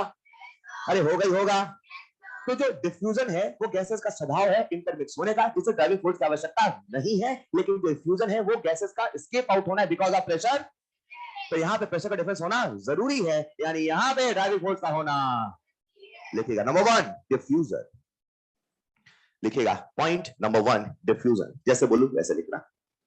Point number 1 diffusion. तो हम लोग गैसेस के बिहेवियर में से फिलहाल 2 बिहेवियर पढ़ रहे हैं, एक है डिफ्यूजन, दूसरा है इफ्यूजन। तो डिफ्यूजन लिखना first point, tendency of gaseous molecules to intermix, tendency of gaseous molecules to intermix, tendency of gaseous molecules to intermix. Second point, do not need any driving force, इन्हें किसी driving force की आवश्यकता नहीं है। हाँ आप कह सकते हो इनका ड्राइविंग फोर्स है रैंडमनेस, ये समझ पाए। But again randomness is not the driving force, is the universal law. तो जो यूनिवर्सल प्रेजेंट है उसे ड्राइविंग फोर्स नहीं बोल सकते हैं। समझ पा रहे हैं क्या? मतलब आप वो याद है आइसोलेटेड सिस्टम वाला एकदम, तो आप गैसेस क्यों मिक्स, क्योंकि वो रैंडम होना चाहती हैं, वो बिखरना चाहती हैं, वो स्पॉन्टेनियस है। समझ पाएगा? मगर वो कभी भी वो ड्राइविंग फोर्स नहीं है, क्योंकि वो पूरी यूनिवर्स में कॉमन है। नहीं समझ पाए? Hello, they do not need any driving force. चलेगा? वहीं पे लिखिएगा दूसरा वर्ड उससे मिलता जुलता प्यारे बच्चों, जिसका नाम है इफ्यूजर। लिखना जरा first point, effusion first point. Because of pressure difference gases escape out, because of pressure difference gases escape out. तो प्रेशर डिफरेंस के कारण जो गैसेस का एस्केप आउट होना है उसे ही कहते हैं effusion. Because of pressure difference gases escape out. चलेगा? अरे चलेगा। अब जरा सुनिएगा प्यारे बच्चों, मुझे आप सबका ध्यान चाहिए। वहां लिखना second point, they need driving force, they need driving force, they need driving force. तो इफ्यूजन तभी होगा जब वहां पे ड्राइविंग फोर्स होगा, या तो प्रेशर का डिफरेंस हो, या तो कंसंट्रेशन का डिफरेंस हो, या तो टेम्परेचर का हो, किसी चीज का होना जरूरी है डिफरेंस का, तभी तो ड्राइविंग फोर्स आएगा। आया ना? आया ना? एक बार बताओ, जब इफ्यूजन होगा तो क्या उसके बाद डिफ्यूजन होगा ही होगा? नेक्स्ट पॉइंट स्टार्ट बना के, after effusion there must be diffusion, after effusion there must be diffusion, after effusion there must be diffusion. तो इफ्यूजन के बाद डिफ्यूजन तो होगा ही होगा। अरे हाँ या ना? अब हम क्या करते हैं, डिफ्यूजन इफ्यूजन को समझना चाहते हैं। जैसे अपन इस रूम की बात करें, ठीक है, रूम के कोने में अगरबत्ती जल रही है और वहां मीठा पकवान पक रहा है, तो दोनों डिफ्यूज हो रहे हैं, इफ्यूज हो रहे हैं? डिफ्यूज क्यों हो रहे हैं? क्योंकि प्रेशर का डिफरेंस नहीं है, फिर भी आपस में घुल मिल के वहां तक पहुंच रहे। बोलो हाँ या ना? अब वो जो गैसेस के मॉलिक्यूल चले थे, यहाँ ऑलरेडी गैसेस के मॉलिक्यूल थे, क्या उन गैसेस के मॉलिक्यूल ने उसके मूवमेंट को हिंडर किया, उसके मूवमेंट को अपोज किया? क्या उसे इधर आने नहीं दिया? नहीं, उसे फ्रीली आने दिया। बोलो हाँ या ना? यानी गैसेस का मिक्स हो जाना उनका एक जनरल स्वभाव है। यस और नो? यस और नो? हम जो अब हमारी बातें करेंगे, हम जो अब हमारी वो कांस्टेंट टेम्परेचर कांस्टेंट प्रेशर पे करेंगे। कांस्टेंट टेम्परेचर कांस्टेंट, यानी हमने प्रेशर कांस्टेंट कर दिया, हमने प्रेशर कांस्टेंट। तो क्या अब हमारे लिए डिफ्यूजन इफ्यूजन दोनों सेम हो गया? तो मैं ऐसे बोलूंगा, डिफ्यूजन और इफ्यूजन। क्या बोलूंगा मैं? और की बोलूंगा, समझ पाए ना? बिकॉज राइट नाउ हमने प्रेशर के वेरिएशन को खत्म कर दिया है। चलेगा, फाइन फाइन फाइन। इमेजिन करते हैं यहां से अगरबत्ती के मॉलिक्यूल चले, अगरबत्ती के मॉलिक्यूल चलो चलो चलो ले चलो, और वहां से मीठे पकवान के मॉलिक्यूल चले। ये बताओ दोनों के मॉलिक्यूल सेम होंगे डिफरेंट होंगे? ऑफ कोर्स हाँ या ना? किसी के मॉलिक्यूल बड़े तो किसी के मॉलिक्यूल, किसी के मॉलिक्यूल बड़े तो किसी के मॉलिक्यूल चलेगा। अच्छा बताओ जब वो मॉलिक्यूल चलना शुरू करेंगे तो दोनों का रेट, क्या बोला मैंने? एक मिनट, ये रेट वर्ड आपने पहले सुना है क्या? Rate speed, wrong. What is the rate? Change in something with respect to, याद आया क्या? जब हम किसी भी चीज का चेंज किसी भी चीज के रिस्पेक्ट में पढ़ते हैं जनरली टाइम, तो हम उसे बोलते हैं रेट, हाँ या ना? हमने क्या किया, उस गैसेस को ऑब्जर्व किया, उसको ऑब्जर्व किया, 1 सेकंड में हो गया भाई कितना पहुंच गई, यहां पहुंच गई, 1 सेकंड हो गई, तो समझ पाई क्या? तो एक वर्ड बोला जाएगा रेट ऑफ डिफ्यूजन और रेट ऑफ, जब कभी कोई गैस डिफ्यूज होगी, क्या होगी? तो उसके डिफ्यूजन का एक रेट तो होगा ना, उसके इफ्यूजन का एक रेट तो होगा ना, तो पहले वो रेट क्या उसे डिफाइन कर ले क्या? मैं आपसे पूछता हूं आपके हिसाब से rate of diffusion rate of effusion को कैसे डिफाइन करें? कैसे कैसे? Change in something respect to time तो है, तो जब गैसेस डिफ्यूज होती है चेंज हुआ क्या? जब वो गैस वहां से वहां आई तो क्या चेंज हुआ? वॉल्यूम चेंज हुआ, और क्या चेंज हुआ? लेंथ चेंज हुआ। अरे हाँ या ना? अब हम ये भी तो कह सकते हैं कि 1 सेकंड में कितने मोल आए, यस और नो? तो जो रेट है जिससे मैं लिखूंगा आर से, किसे लिखूंगा? क्या उसे मैं volume change per unit time बोलूं चलेगा? क्या उसे मैं लेंथ पर यूनिट टाइम बोलूं चलेगा? क्या उसे मैं मोल पर टाइम बोलूं चलेगा? गौर करना, रेट कभी रेट पर टाइम नहीं होगा, नहीं होगा, नहीं होगा। आपको हमने पहले बताया है रेट पे वेट नहीं मोल होगा, याद आया? Fine fine fine. हमने एक वर्ड को डिफाइन कर लिया, रेट। किसे डिफाइन किया? और कोई मुझसे पूछे साहब रेट ऑफ डिफ्यूजन बताओ, रेट ऑफ, या तो हम वॉल्यूम का चेंज देख ले, या तो हम लेंथ का चेंज देख ले, या तो हम इसका चेंज देख ले, यस और नो? यस और नो? मैं आपसे कॉमन सेंस का सवाल पूछता हूं, पूछ लो क्या? अरे पूछ लो क्या? वहां से जो मीठे पकवान के मॉलिक्यूल चले, क्या उनका रेट ऑफ डिफ्यूजन होगा? अगरबत्ती का भी रेट ऑफ डिफ्यूजन होगा? क्या दोनों के मॉलिक्यूल डिफरेंट हैं? क्या दोनों का रेट ऑफ डिफ्यूजन इक्वल होगा? क्या अनइक्वल होगा? अनइक्वल क्यों होगा? मॉलिक्यूल का साइज अलग अलग है, तो कोई जल्दी जल्दी जाएगा तो कोई धीरे धीरे जाएगा। एक बात बता दो, ये rate of diffusion molecular weight के डायरेक्टली प्रोपोर्शनल की इनवर्सली प्रोपोर्शनल किसके? चलेगा? नेक्स्ट पॉइंट ऐसा लिखना, रेट ऑफ डिफ्यूजन और effusion. Next point, rate of diffusion और इफ्यूजन। नेक्स्ट टर्म जो हमने डिफाइन किया है बच्चों, उसका नाम है रेट ऑफ डिफ्यूजन और इफ्यूजन। तो हमने रेट को कुछ इस प्रकार से डिफाइन किया, इधर it is v by t और l by t और n by t। चलेगा? नीचे लिख लेना r बराबर w by t, क्रॉस कर देना। हम कभी भी रेट को वेट पर यूनिट टाइम नहीं बोलेंगे। अच्छा मान लो कभी सवाल ने हमसे बोल दिया इक्वल वेट, क्या बोल दिया? अब हमें रेट लिखना है, क्या लिखना है?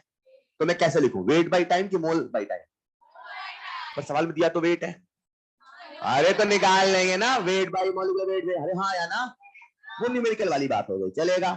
अरे चलेगा, फाइन फाइन फाइन। जरा मुझे सुनिएगा, हमने कहा जो रेट है वो है v by t और l by t और n by t, और रेट v by t। चलेगा? चलेगा? हमने कहा साहब जो रेट है वो तो मॉलिक्यूलर वेट की इनवर्सली प्रोपोर्शनल, किसके इनवर्सली है? चलेगा? ये हमने बहुत साइंस लगा के, रॉकेट साइंस लगा फील किया, कॉमन सेंस है। हमने अपना ये एनालिसिस लेके हम सब के सब गए ग्राहम साहब के पास। किसके पास? हमने ग्राहम साहब का दरवाजा खड़ाया, सर सर सर देखो हमने कुछ खोजा है। क्या बोला हमने? हमने कुछ बोले क्या? बोले जो रेट ऑफ डिफ्यूजन होता है वो मॉलिक्यूलर वेट के इनवर्सली प्रोपोर्शनल होता है। बोले था क्या? बोले वो ऐसा नहीं होता। बोले कैसी बातें कर रहे? बोले मैंने रिसर्च किया। क्या बोले उन्होंने? मैंने रिसर्च किया, मैंने एक्सपेरिमेंट किया, मैंने कई सालों तक एनालिसिस किया, और मुझे पता चला कि जो रेट होता है वो डेंसिटी के अंडर रूट के इनवर्सली प्रोपोर्शनल होता है। क्या कहा उन्होंने? हमने कहा आप सही कि हमारा अनुभव गलत। हमने नहीं बोला आप गलत, हमने कहा आप सही कि हमारा नहीं समझ पाए। अब हमने क्या किया, थोड़ा इसमें रिसर्च करना शुरू किया। अच्छा आगे बढ़ने के पहले मैं आपसे एक छोटा सा कंसेप्ट डिस्कस कर रहा हूं, क्योंकि अभी आपने मोल कंसेप्ट नहीं पढ़ा। इसलिए एक कंसेप्ट है दैट इज वेपर डेंसिटी, नाम तो सुना होगा। ये कहता है वेपर डेंसिटी। आइए फील करते हैं। सबसे पहले मुझे आप बता दें डेंसिटी क्या होता है। डेंसिटी क्या होता है? डेंसिटी सबको फील है? फील है। जो डेंसिटी होता है वो होता है मास अपॉन वॉल्यूम, मास पर यूनिट वॉल्यूम, यस और नो। लेकिन जो वेपर डेंसिटी होता है वास्तव में डेंसिटी है ही नहीं, इसका नाम है डेंसिटी, कलंक के डेंसिटी के नाम पे। मतलब कैसी बातें कर रहा हूं भाई साहब।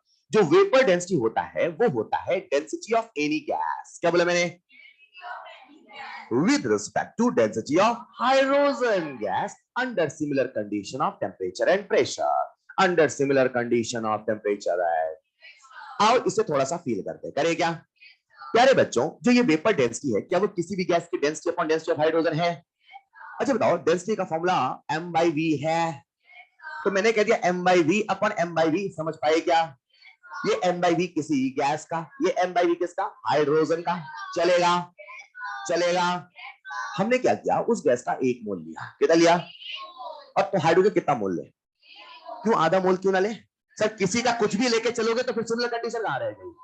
मतलब कुछ भी लेके कुछ भी निकालोगे थोड़ी होता है, कंडीशन तो सेम लेना पड़ेगा ना। अगर उसका एक मोल लिया तो नीचे वाले का कितना ले?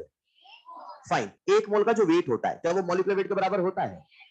एक मोल का जो वेट होता है क्या वो मॉलिक्यूलर वेट के बराबर होता है? और एक मोल का क्या बोला मैंने? एसटीपी कंडीशन पे। कौन सी कंडीशन? जो एक मोल गैस होती है क्या उसका वॉल्यूम 3.4 लीटर होता है? अरे होता है। तो मैं यहां लिख दू m by 2.4 चलेगा, मैं यहां लिख दू 2 by 24 चलेगा। फिर वहां आपने नहीं लिखा, 2 क्यों लिख दिया? अरे हाइड्रोजन का याद है कितना 2 है ना? क्या 2.4 कट जाएगा? क्या नीचे केवल 2 बच जाएगा? पूरी जनता क्या मॉलिक्यूलर वेट बाई 2 हमारे सामने फॉर्मूला आएगा? अरे आएगा। तो हम फिर से ग्राहम साहब का थोड़ा पढ़ के आए हम। और को सर आते आते अब आते हाँ सर क्या बोल रहे थे बताओ जरा। बोले rate is inversely proportional to the root of. चलेगा? अच्छा सुनो ना, ये क्या लिखा हुआ है? मैं ऐसे कह दूं R is inversely proportional to under root of VD. चलेगा?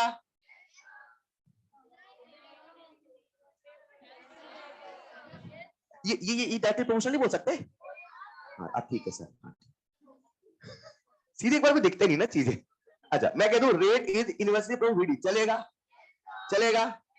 अच्छा क्या लिखा हुआ है? वो क्या होता है? मतलब मॉलिक्यूलर वेट पता हो तो वीडी निकल, और वीडी पता हो तो मॉलिक्यूलर वेट भी निकल। पक्का ना? हमने कहा सर क्या बोला हमने? ये लिखा है वीडी। बोले हाँ। And VD proportional to M. बोले हाँ। तो हम कहते हैं R is inversely proportional to under root of molecular weight. बोले हाँ या ना? हमने कहा सर क्या बोला हमने? ये जो आपने सालों में पता किया हमने एक लम्हे में पता किया, बस फर्क था अंडर रूट का। अरे नहीं समझ पाए। Next point, Graham's law of diffusion और इफ्यूजन।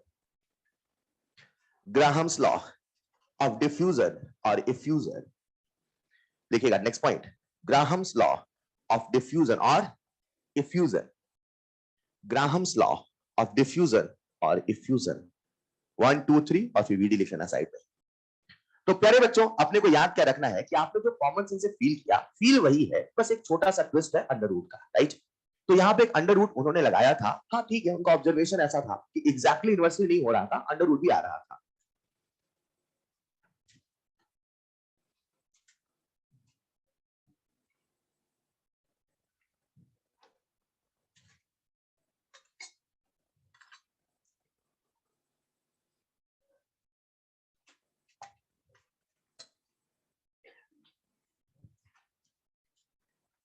देख लिया होगा। तो हमारे सामने एक फॉर्मूला आ चुका है, R is inversely proportional to molecular weight, yes और नो। आइए यहां से हम सफर शुरू करते हैं। मुझे आप सबका ध्यान चाहिए। हम लोग जो चैप्टर पढ़ रहे हैं बच्चों उसका क्या नाम है? फॉग। क्या नाम है? जिसमें हम गैसेस क्या पढ़ेंगे? बिहेवियर। उसमें हमने अभी कौन सा बिहेवियर पढ़ा? दो, डिफ्यूजन एंड इफ्यूजन। और डिफ्यूजन इफ्यूजन में क्या हमें एक रिलेशन मिल चुका है? R is inversely proportional to molecular weight। एक बार बता दो, ये जो आपके सामने रिलेशन लिखा है ये यूनिवर्सल कंडीशन है, किसी कंडीशन पे ट्रू है? And the condition is at constant temperature and. पक्की बात।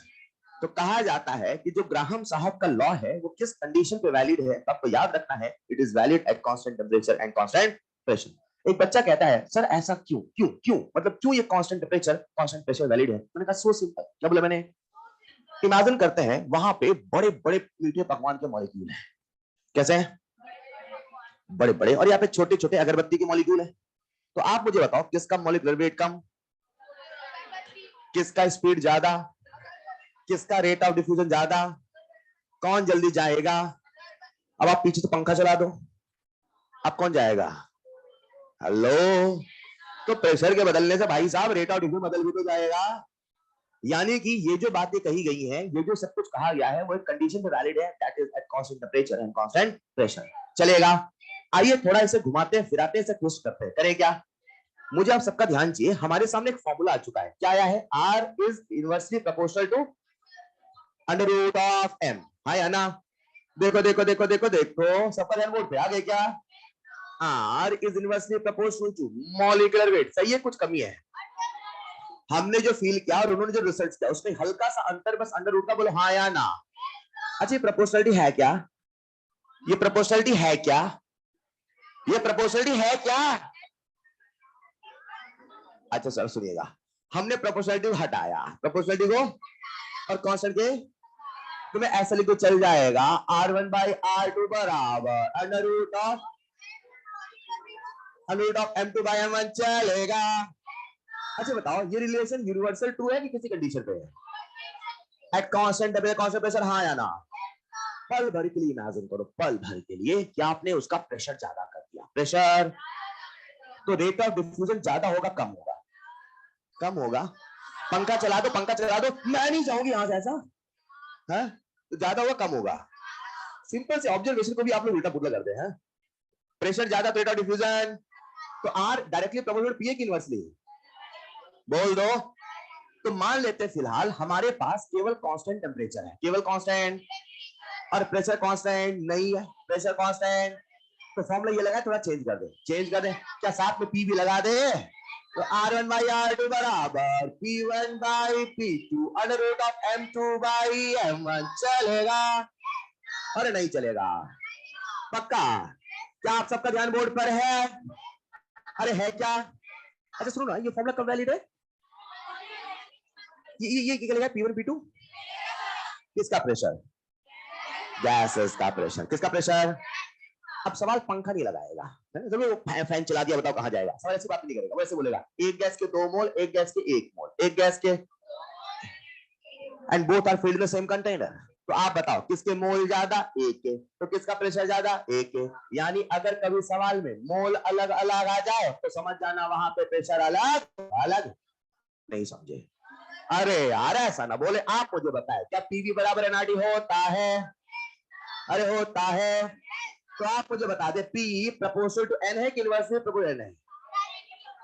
And the best part is V is also proportional to N। अरे मोल ज्यादा तो वॉल्यूम ज्यादा ना, मोल ज्यादा तो वॉल्यूम। अब सवाल कैसे मजे लेगा? केस नंबर 1 वो बोलेगा उसके 2 मोल, तो समझ जाना उसका प्रेशर भी दुगना है। वो बोलेगा उसका वॉल्यूम दुगना है, समझ जाना उसका मोल भी दुगना है। बिना कहना सर कहां बोला है, सर कहां, समझना पड़ेगा। Is this clear? लिखिएगा नेक्स्ट पॉइंट, सारी बातें स्टार बना के लिखते चलेंगे। तो ग्राहम साहब ने हमें एक प्यारा सा रिजल्ट दिया, R is inversely proportional to under root molecular weight. हमने उसे तोड़ मरोड़ के ढेर सारे फॉर्मूले में कन्वर्ट कर दिया। फिर क्या था? ढेर सारे सवाल।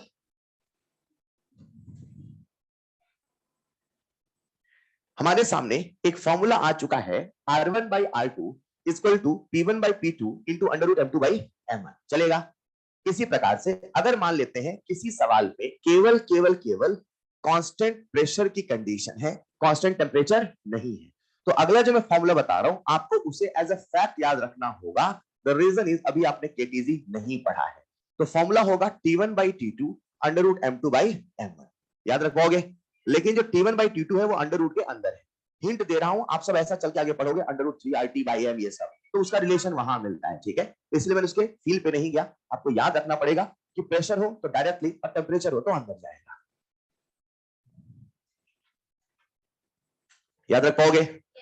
लेकिन हमारा जो सिलेबस है, हमारी जो बातें हैं वो कांस्टेंट टेम्परेचर और कांस्टेंट प्रेशर पे बेस्ड है। कहां बेस्ड है?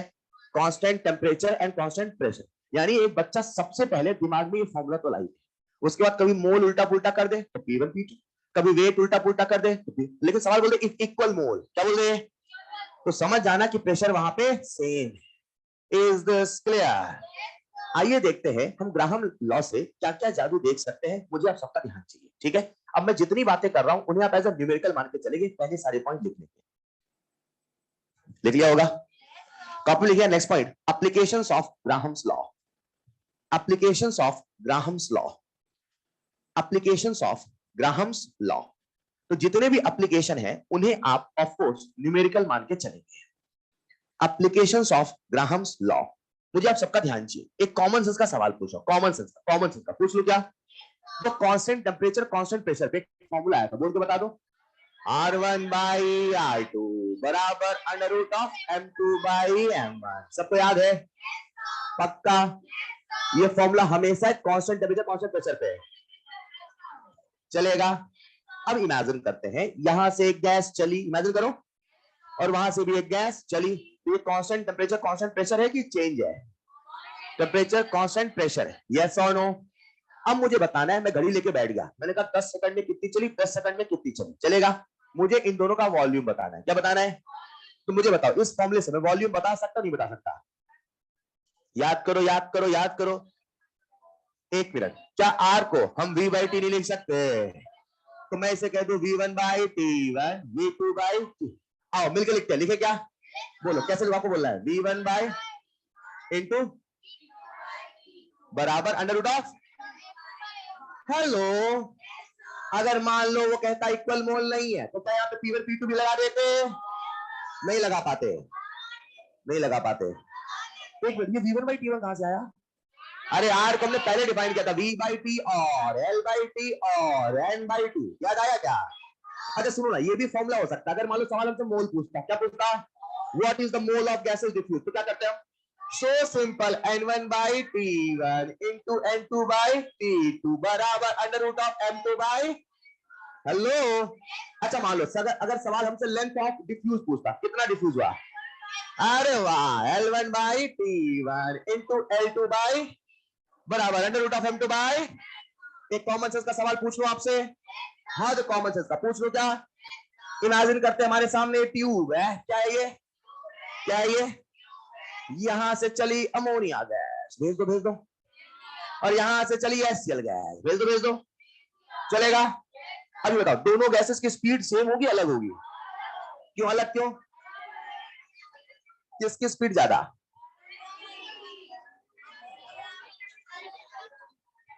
मोलिकुलर निकाले, कितना आया इसका? कितना? कौन ज्यादा भारी है? 17 बड़ा है कि बड़ा है? कौन ज्यादा भारी है? कौन हल्की है? तेज कौन चलेगा? धीरे कौन चलेगा? पक्का? आप सबको पता है कि जो NH4Cl है, जो क्या वो एक व्हाइट कलर का कंपाउंड होता है? बोल दो, बोल दो। मेरा सवाल आप सबसे पूछ लू क्या? इधर से चला HCl, इधर से चला अमोनिया, बताओ व्हाइट कलर कंपाउंड कहां बनेगा? इधर इधर की बीचों बीच? नहीं नहीं, बीचों बीच, बीचों बीच। पक्का? अरे पक्का? कैसे बताया? उसकी स्पीड ज्यादा है, वो जल्दी, अरे हाँ है ना, सब अंदर से आ रहा है क्या? तो मैं इधर बना दूं NH4Cl, चलेगा? अरे चलेगा। एक और सवाल पूछ लू क्या? ऐसे ओरली ओरली ओरली पूछ लू। नेक्स्ट क्लास में मिलकर जा दूंगा। एक क्लास है, उधर में एक तरफ से हमने लॉफिंग गैस रिलीज किया और एक तरफ से टीयर गैस। बताओ किस बैच का बच्चा रोएगा भी हंसेगा भी साथ साथ? बीच वाले है ना? आओ तो ना भी बीच वाले। अच्छा सर, फॉर्मूला तो बता दो लॉफिंग टीयर का। सारी कहानी वहां के अटक जाती है। चलिए सवाल करेंगे। खैर अगर ऐसा सवाल आया तो कर लेंगे क्या? कर लेंगे क्या? नेक्स्ट पॉइंट लिखिएगा, एप्लीकेशन लिखना। पहला application, calculation of volume. Calculation of volume, हाँ हाँ लिख लेंगे, calculation of volume. First point, calculation of volume, फटाफट फटाफट लिख देंगे, है ना? फिर next point, calculation of mole, calculation of length travelled,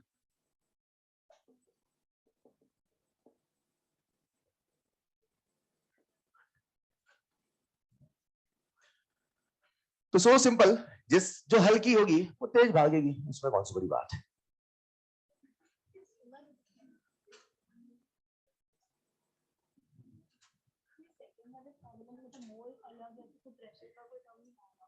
कहां पे मोल ऑफ इफ्यूजन और डिफ्यूजन अलग है। एक बच्चे ने अच्छा डाउट पूछा, शायद आपको भी डाउट है।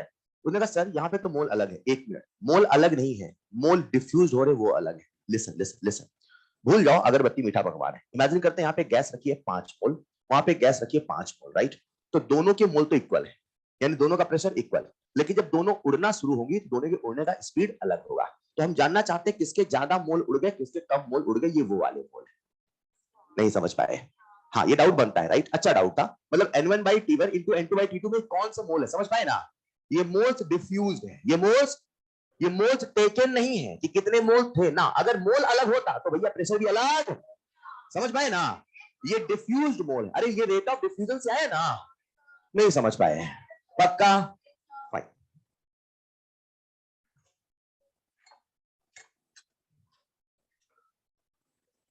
पिछले कई महीनों में आज पहली बार एक अच्छा डाउट आपने पूछा।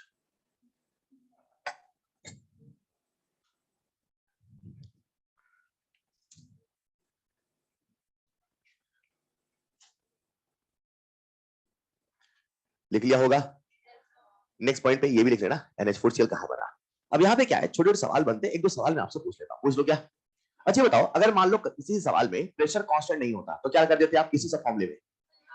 मान लो प्रेशर क्या कर देते इसमें, P1/P2, इसमें P1/P2, इसमें मान लो टेम्परेचर, हालांकि सवाल नहीं है, फिर भी मान लो टेम्परेचर कांस्टेंट नहीं होता। अब T1/T2, T1/T2, T1 अरे आसान है क्या, पक्का। एक छोटा सवाल, हाँ लिख लो उससे पहले। तो बड़ा ही छोटा सा सिंपल सा फील वाला चैप्टर है, और जब हम नेक्स्ट क्लास में इस चैप्टर में घुसेंगे तो घुसते से खत्म हो जाएगा।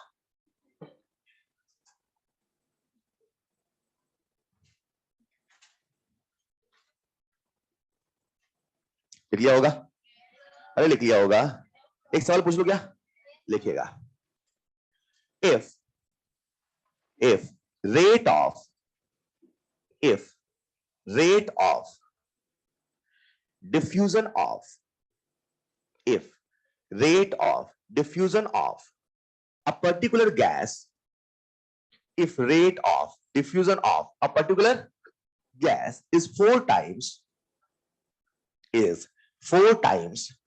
of the rate of is 4 times of the rate of diffusion of oxygen gas, is 4 times of the rate of diffusion of oxygen gas, चलेगा, is 4 times of the rate of diffusion of oxygen gas. Then calculate molecular weight of gas.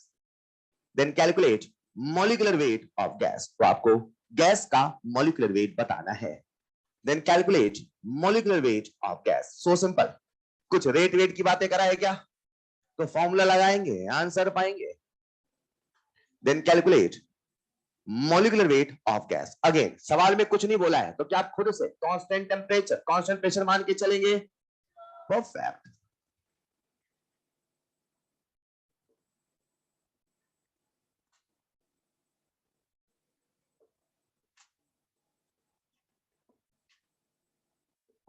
कर लिया होगा। आइए time सब प्यारे बच्चों, अब आप जब भी सवाल करते हैं ना, सबसे बड़ी गलती क्या करते हो वो सुनिए। सबसे बड़ी गलती, और आप इसे नियम बना के चलना, शायद आज न की हो, लेकिन जो मैं आगे सवाल दूंगा, जो शायद नेक्स्ट क्लास में दूं, उसमें पक्का गलत करते हैं। वो क्या है जरा सुनिएगा। आपने क्या करना है, सबसे पहले ऐसे 1 और 2 लिख लेना है। जो बच्चा ये ऐसा नहीं लिखता वो पक्का किसी को 1 मानता है, वैल्यू कुछ और रखता है, मानता है किसी 2 है, वैल्यू कुछ और रखता है। This is the most common mistake over here, right. तो आपको क्या करना है, आप ऐसे 1 2 मान लिया। अब किसी को 1 मान लो, किसी अननोन गैस को 1 माने कि O2 को माने, अननोन। तो इसको लिख दिया मैंने X, ये लिख दिया O2, चलेगा। अब आपके दिमाग में फिक्स हो गया है कि सारा 1 वाला डाटा इसका लिख रहा है, सारा 2 वाला डाटा इसका, क्योंकि आपके जहन में हमेशा फॉर्मूला होगा 1 2 1 2 वाला। समझ पाए ना, समझ पाए क्या। आइए अब लगाओ, फॉर्मूला लगाते हैं। फॉर्मूला कौन सा लगाए बच्चों, R1/R2 equal to under root of M2/M। अब देखो सवाल में वॉल्यूम बोला, लेंथ बोला, मोल बोला कि रेट बोला, रेट। तो रेट है, चलेगा, चलेगा, फाइन। अब कहीं उसने कुछ बोला नहीं है तो हमें सब कुछ कांस्टेंट लेके चलना पड़ेगा। अब हमने 1 किसे माना है, X को। टू किसे माना है O2 को, तो M2 क्या लिखोगे 32 और इसका निकालना है, समझ पाए ना। एक बार लिख लो बस, ये 1 2 आप स्पेसिफाई कर लिया करो, कभी गलत नहीं हो, गलत यही करते हो आप। मानते किसी को 1 हो वैल्यू किसी के रखते हो, मानते हो किसी 2 हो वैल्यू किसी रखते हो, बस यही गलती होती है, चलेगा फाइन। तो हमने 1 2 मान लिया और इसे सॉल्व करते, क्या बोला, rate of diffusion of gas is 4 times the rate of diffusion of O2, चलेगा ना। तो R1 4 है कि R2 4 है, इसकी स्पीड इसकी 4 गुना है या ना, तो मैं 4 लिखूं कि 1/4 लिखूं, 4, तो लिख दिया मैंने 4, समझ पाए ना। Equal to under root of 32 upon m है ना, स्क्वायर होगा 16 32, कितना आ गया 2, तो यहां से सिंपल मॉलिक्यूलर वेट कितना आ गया प्यारे बच्चे 2। हेलो, नहीं समझ पाए, पक्का। सबसे पहले 1 2 मार्किंग कर ले, सवाल आसान, लिखिएगा एक और सवाल। 20 decimetre cube of SO2 gas, 20 decimetre cube of SO2 gas, SO2 gas diffuses in 16 second, diffuses in 16 second, feel कर पाए क्या, 16 सेकंड में SO2 के 20 डेसीमीटर क्यूब चले गए, मतलब कुछ वॉल्यूम की बातें कर रहा है, आया ना। then calculate volume of O2 gas, then calculate volume of O2 gas diffused in 32 seconds, then calculate volume of O2 gas diffused in, then calculate volume of O2 gas diffused in 32 seconds.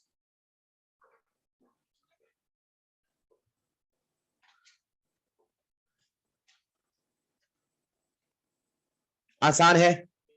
सबसे पहले 1 और 2 marking कर लो, जैसे 1 2 लिखोगे ना गलत हो ही नहीं सकता, मैं आपसे कह रहा हूं, और फॉर्मूला लगाओ, और 1 2 नहीं करो तो कहीं कुछ 1 कहीं कुछ 2 हो जाता है। फॉर्मूला लगाइए, आंसर पाइए। आ गया क्या,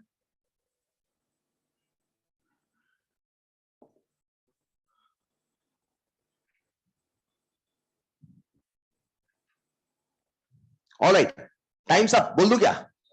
चलिए सबसे पहले प्यारे बच्चों आपको 1 और 2 मार्क करना होगा, बोलो हाँ, किसे 1 मान ले किसे 2 मान ले, SO2 को 1 मान ले, O2 को मान लिया 2, हाँ या ना। अब सवाल पढ़ो, सवाल में क्या कुछ आपसे वॉल्यूम की बातें कर रहा है, तो आप जो फॉर्मूला लगाओगे वो लगाओगे V1 by T1 into V2 by T2 बराबर under root of M2 by M1, हाँ या ना। अब बताओ दोनों का टाइम सेम है कि दोनों का टाइम अलग है, पक्का। तो दोनों का टाइम अलग अलग मतलब कैंसिल नहीं होगा, एक का V दिया है एक का V पूछा है, हाँ या ना। M2 M1 पता है क्या, आओ सारी वैल्यू को पुट करते हैं, आपने एक बार 1 2 लिखा नहीं सवाल खत्म हो जाता है, बस 1 2 में गड़बड़ है, आओ सारी वैल्यू पुट करते हैं, करें क्या। अच्छा 1 किसे माना है SO2, तो उसका वॉल्यूम दिया नहीं दिया, दिया है, बस यही। मान लो कोई बच्चा ना माने तो कुछ और लिख देता है, समझ पाए ना। इसलिए मैंने कहा ये भैया बहुत प्यारा तरीका 1 2 लिख लिया करो, ठीक है क्या। आप देखते हैं तो V1 कितना दे रखा है 20, 20 बटे टाइम कितना है 16 इनटू टाइम दे रखा है क्या 32 बटे V2 निकालना, हाँ या ना, is equal to under root of M2 by M1। अब 2 किसे माना था O2 को, तो 32 बटे 64, समझ पाए ना, समझ पाए ना, कितना आ गया हाफ, बोलो हाँ या ना। तो ये हो जाएगा 16 2 जाएगा 100, उधर भेज दो क्या हो जाएगा स्क्वायर, पक्का ना। मुझे बता दो V2 कितना आया, चलेगा, सबसे बढ़िया ना, perfect. The answer is 40√2 decimetre cube, हाँ या ना। आसान है क्या, बस 1 को लिखना सीख लो, सवाल बन जाएगा। एक और सवाल आखिरी, equal masses of hydrogen and equal masses of hydrogen and argon, bracket लिखा हुआ है उसका एटॉमिक वेट, मुझे पता था आपको पता नहीं होगा, are placed in porous container, are placed in porous container, then calculate ratio of rate of diffusion of, calculate ratio of rate of diffusion of hydrogen and argon, calculate ratio of rate of diffusion of hydrogen and, अब आप अपने से 1 2 नहीं मान सकते, उसने बोला hydrogen argon, तो आपको रेशियो भी यही लेना पड़ेगा, ठीक है। ऑप्शन आएंगे तो ऑप्शन कैसे होंगे 1:2 2:2, समझ पाए ना। तो अब आपको इसे ही 1 क्योंकि आप जब फॉर्मूला लगाओगे तो 1/2 तो करोगे, सोचो ट्राई करो। Then calculate ratio of rate of hydrogen and argon, आपको इनका रेट का रेशियो पूछा है, सो सिंपल। आपसे प्यारे बच्चों इसका रेट का रेशियो पूछा है, बोलो हाँ या ना, बन जाएगा क्या, सो सिंपल, लगाइए फॉर्मूला।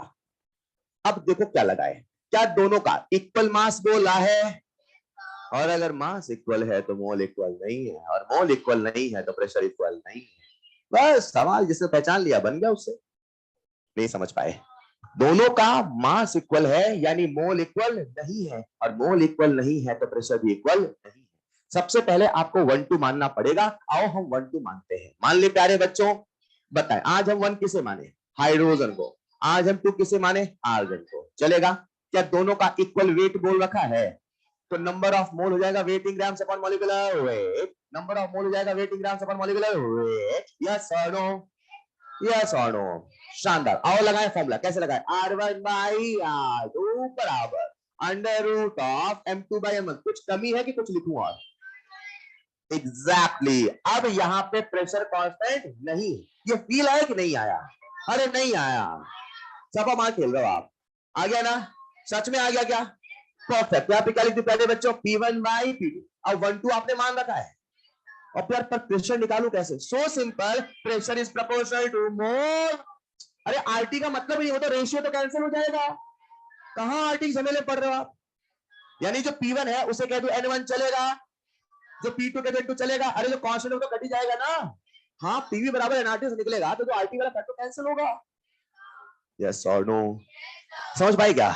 आंसर आता हुआ नजर आया नहीं आया? तो लिख रहा हूं मैं is equal to N1 W by 2 W by 40 तो 40 बाई 2 यानी 20 अंडर रूट ऑफ M2 किसे माना है, आर्गन। 40/2 कितना, 20। हेलो,